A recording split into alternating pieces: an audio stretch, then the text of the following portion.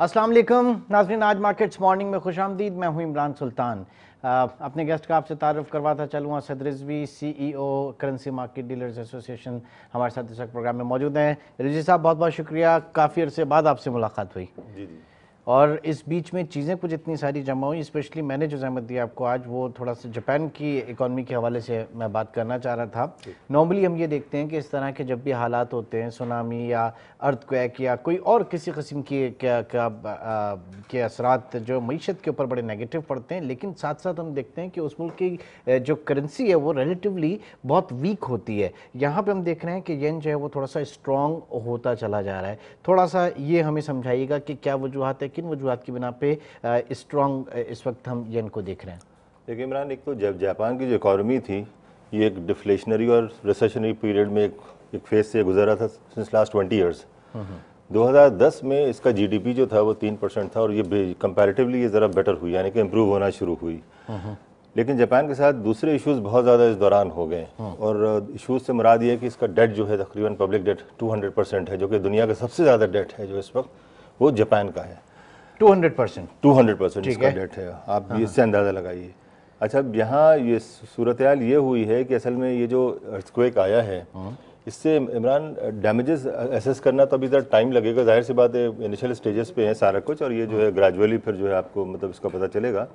लेकिन एक इसका आप तखमीना यूँ लगा सकती हैं, जो कोबे में 1995 में आया था तो उस वक्त जो इनका रिकन्स्ट्रक्शन था वो अराउंड कोई $125 बिलियन का था। ओके। और ये वाला जो है इसमें हाँ डबल वैमी हो गया इनके साथ, मतलब तो आप कि सिर्फ देखेंगे ये कहीं हो नहीं गया। गया।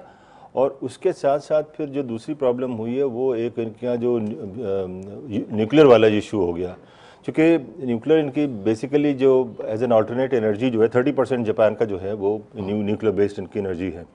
तो इसमें जो आप देखिए अगर ओवरऑल सिचुएशन तो ये वो आप सही कह रहे हैं 250 तकरीबन वर्ल्ड बैंक का जो अभी एस्टिमेट जो इनिशियल आया था वो 237 था, लेकिन ये शुरू के थे। अच्छा, मेरा ये ख्याल है कि ये बहुत ज़्यादा होगा इससे, और मोर देन 300 मेरे ख्याल से 300 to 500 बिलियन ये हो सकता है। उसकी वजह है कि देखिए 125 बिलियन जब 1995 में था उस वक्त से आज अगर आप लें तो 50-60% महंगाई हो गई है। सही है। तो एक तो ये कि वो जाहिर से रिकन्स्ट्रक्शन कॉस्ट जो है उसका वो बढ़ जाएगी। ठीक है। अच्छा, अब जहाँ तक इसका ताल्लुक है कि मैं करेंसी का बताता हूँ आपको, पहले और 2-3 चीज़ें इंपॉर्टेंट बता दूँ। वो ये है कि इंडस्ट्रीज जो इनकी है वो तकरीबन 22 मेजर प्लांट्स इनके एकदम बैठ गए हैं, जिसे कहना चाहिए ना वाइप आउट हो गए जिसे कहना चाहिए। उसमें मेजर जो है वो तो आपके सोनी है, आपका टोयोटा है और इस तरह के और काफ़ी सारे हैं। और उस प्लांट में इनका जो मेजर जो एक्चुअली जो एक्सपोर्ट था वो इनका केमिकल्स था, आयरन था, जो कि कोबे का बड़ा मशहूर है, कोबे स्टील मिल वहाँ की मशहूर है। और दूसरी ये है कि एक जो और प्रॉब्लम आएगी, जो आपने जहाज़ अभी देखा ना ड्रीमलाइनर जो है 787 जो सबसे बड़ा जहाज़ जो बना है, इसके लैंडिंग गियर उसके विंग वगैरह ये भी सब जापान में बनते थे। तो वो भी मेरा ख्याल सब जाके थोड़ा सा ये उसी एरिया में जो है क्या कहते हैं ये जाकर सफ़र होगा। अच्छा, अब इसका ताल्लुक है जहाँ तक कि करेंसी का आपने पूछा। देखिए ये असल में बड़ा इंटरेस्टिंग है कि आप बिल्कुल सही कह रहे हैं कि लोग बड़े कंफ्यूज हैं कि दुनिया में जब कहीं किसी भी एरिया में जहाँ तबाही होती है तो ख्याल ये होता है इकोनॉमिकली वो बैठ जाएगा, और फिर ये कि जाहिर सी बात है वहाँ क्या कहते हैं उसकी करेंसी भी, इकोनॉमी उसकी चूँकि बुरी होगी तो करेंसी पे भी इम्पैक्ट आएगा। लेकिन इसमें ऐसा है कि जापान के जो पैसे जितने हैं, मिसाल के तौर पर इनकी फॉरेन मतलब की जो एसेट्स है उसमें इन्वेस्टमेंट बहुत ज़्यादा है इन्वेस्टर्स के, जापानीज इन्वेस्टर्स के। ठीक है। क्योंकि इनका जो यूएस ट्रेजरीज में इन्वेस्टमेंट है वो तकरीबन $886 billion, second largest after China, which is around 1.155 trillion के करीब चाइना का है। ठीक है। तो ये जो अब ख्याल ये किया जा रहा है कि इसकी वजह से कैश की शॉर्टेज हो जाएगी। क्यों? जो इंश्योरेंस कंपनीज जो हैं उसको तो डैमेजेस पे करने पड़ेंगे ना। ठीक है। तो क्या कहते हैं लिक्विड होना पड़ेगा, वो डिमांड। अब वो क्या करेगा, वो अपना फॉरेन एसेट सेल करके वो आके यहाँ पे येन वो परचेज करेगा, उसका ना तो एक्सचेंज, तो यहाँ पे वो स्क्वीज। तो क्या आप देख रहे हैं कि सेंट्रल बैंक ने इंटरवेंशन किया। और इसकी एक मिसाल ये ले आपको बताऊं कि जो कोबे में जो 1995 में जो अर्थक्वेक आया था उसमें तकरीबन 18 to 20% येन 3 महीने में स्ट्रांग हुआ था। अच्छा, ठीक है ना। ठीक है। तो अभी इस चीज़ को वो मद्देनजर रखते हुए जो ग्लोबल सेंट्रल बैंक्स हैं उन्होंने फौरन इमीडिएटली नेक्स्ट डे उन्होंने जाकर एक वो इनकी मीटिंग हुई है और उन्होंने वो डिस्कस करके एक उन्होंने फौरन इंटरवीन किया मार्केट में, ताकि जो येन की डिमांड है वो मतलब उसको थोड़ा सा वो कर्टेल करें और मतलब किस हद तक इसमें ये कि बेसिकली जापान जो है वो उनकी इकोनॉमी जो है वो एक्सपोर्ट ओरिएंटेड इकोनॉमी है, किस हद तक देखिए अब इमरान, मैंने आपको कहा ना कि इनके तकरीबन जो मेजर जो 22 प्लांट्स है एक्सपोर्ट ओरिएंटेड, तो इसी में इनका जो मेन जो है, देखो इलेक्ट्रॉनिक तो इनका एक अलग फैक्टर है। अच्छा, ग्लोबली ये बड़ा इंटरेस्टिंग है कि Japan is not considered to be the global engine, मतलब वो एज एन इंजन वो काम नहीं करता है। उसका कंट्रीब्यूशन जो है, जापान की जो इकोनॉमी है 9% of the GDP, global GDP जो है वो जापान है।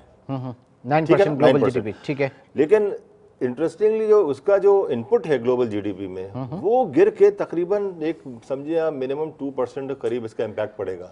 अच्छा, 0.2% यानी कि, ठीक है, 0.2%, 0.2% जो है, ठीक है, ये एक एक्सपेक्टेड है कि मतलब जो इसमें ग्लोबल इकोनॉमी है which is very small in size, अगर आप देखिए वजह क्या है, वजह ये कि आपने ये देखा कि सारी कंसंट्रेशन जो है वो तो चाइना की तरफ है, इंडिया की तरफ है, ब्राजील की तरफ है, रशिया की तरफ है, जो ब्रिक कंट्री जो कहलाती हैं, हालांकि उसमें मेजर कंसंट्रेशन तो सारा चाइना की तरफ अच्छा, है। इनिशियली इसको थोड़ा सा कंपेयर किया जा रहा था, ज़ाहिर है कि एक ग्लोबल फिगर है तो इसको कंपेयर किया जा रहा था, आपके जो सब प्राइम मॉर्गेज का इशू था जो अमेरिकन था, फिर बाद में ये कहा गया कि इनकी जो इकोनॉमिक स्टेटस है बड़ा इंटैक्ट है, जापान की हद तक है, इसका पूरी दुनिया की इकोनॉमी पे इतना ज़्यादा असर नहीं होगा। सही बात है, इसीलिए तो मैंने आपसे कहा कि बड़ा उसका छोटा सा इम्पैक्ट पड़ रहा है। वजह क्या है, देखिए ना, कंज्यूमर जो इलेक्ट्रॉनिक आइटम्स हैं वो तो आप वहां से नहीं लेंगे, तो आप कोरिया से ले लेंगे या आप यूरोपियन किसी उससे ले लीजिएगा, तो वो तो मैटर नहीं करता है।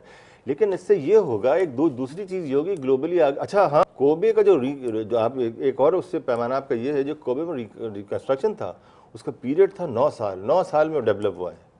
ओके, तो ये सोचिए कि आप ये उससे बड़ा है ये जापान अब खुद कितना पीछे चला जाएगा इस मैसिव डिजास्टर के बाद। जापान कितना मतलब एक आप रफली जो स्टैटिस्टिक हिस्ट्री होती है आप उससे एक अंदाजा लगा सकते हैं कि अब ये जाहिर सी बात है ये 10 साल पीछे हो गया ना, जब आपका 9 साल कोबे में लगा था और कोबे वाज स्मॉलर देन क्या कहते हैं आपको जो इस वक्त जो फुकुशिमा, तो वो आपने न्यूक्लियर उसकी बात करें कि ओवरऑल जो उनका सिंडैन और जो एरियाज बाकी जहाँ पे भी आया अर्थक्वेक सुनामी, बिकॉज वो आप देखिए ना टोक्यो तक वो है। और इसके असरात यूं पड़े हैं कि जो इमीडिएटली हांगकांग ने, जैसे वहाँ उनकी सुशी फिश वगैरह होती तो उन्होंने उसको मना कर दिया। इसके ऊपर आते हैं क्योंकि हांगकांग की तरफ से हुआ, फिर कुछ जापान चाइना की तरफ से भी हुआ। चाइना जापान ने उनके प्लेन लोड जो असल में फूड आइटम्स उन्होंने ऑफलोड जो उसमें कोई रेडिएशन का थोड़ा सा छोटे से ब्रेक की कॉल है, ब्रेक के बाद मैं कंटिन्यू करूंगा। नाज़रीन, असद रिजवी साहब प्रोग्राम में मौजूद है, एक मुख्तसर से ब्रेक के बाद दोबारा मिलते हैं।